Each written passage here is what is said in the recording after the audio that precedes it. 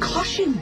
Maximista's thoughtless action is comparable to shining a spotlight on us or hanging on a neon sign that says stakeout in progress. Chill, okay? No one's come in and out of Karpov's warehouse. Do you remember nothing from our last stakeout?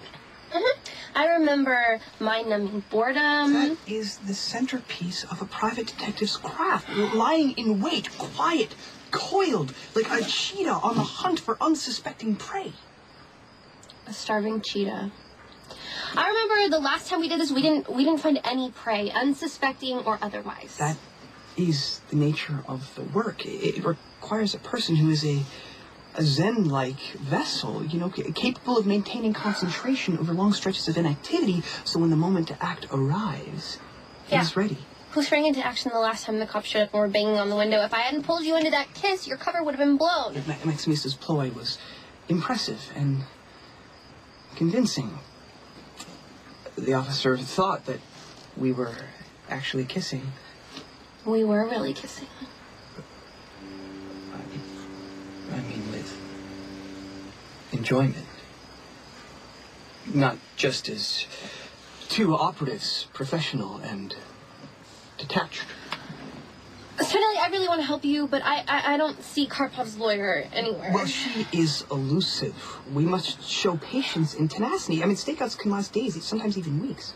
I know you really want to help Jason, but... Look, I have to acquire damning evidence against the Slavic seductress to unmask her true nature and free Stone Cold from the spell that she's cast. I don't see Jason losing his mind over Sasha. I don't see Jason losing his mind over anything. He is pretty self-sufficient. I mean, he runs the mob. He shoots at people. Besides some cyber assistants and a really good lawyer, which Jason has both of, he doesn't need anything else. Maximista is mistaken. I'm just saying, don't you think our time could be put to better use? Lulu is losing her mind for killing Logan. Johnny's taking the blame. Those two could use our help a little bit more. I want to be as good of a friend to you as you've been to me. I owe you. We're not keeping score. Although I suppose it would be possible to assign a numerical value to acts of kindness according to... Spinelli, if it doesn't go both ways, it's not friendship. It's just me taking advantage of you, which we both know I have it in me to do. You know, you're not as self-centered as you'd like people to think. Yes, I am. And you should be more self-centered. I mean, I know that you like Jason and you care about him and you want to help him and stuff, but all the time and energy you're spending worrying about him, it's a waste. I told you he's, like, indestructible. He doesn't need our protection. That is the way that the world looks at men of solitude, but few know of their secret pain. I want to be supportive, but I have this rather large axe hanging over my head. I mean, if Lulu confesses to being the one that kills Logan, Scott Baldwin's going to figure out that I helped. I'll be charged with aiding and abetting, and my life will be ruined. Max's heart will be broken. You know, the jackal would fall on his metaphorical sword to prevent either outcome. There's nothing left to do. There's no more evidence to be uncovered, and it's way too late to prove that Lulu acted in self-defense, So I just have to wait for the axe to fall. Well, thus the jackal's current project. If nothing else, it provides Maximista with something else to occupy her thoughts. You did this for me? This is exactly the kind of thing that I wish I could do for you to show you how much I care about you.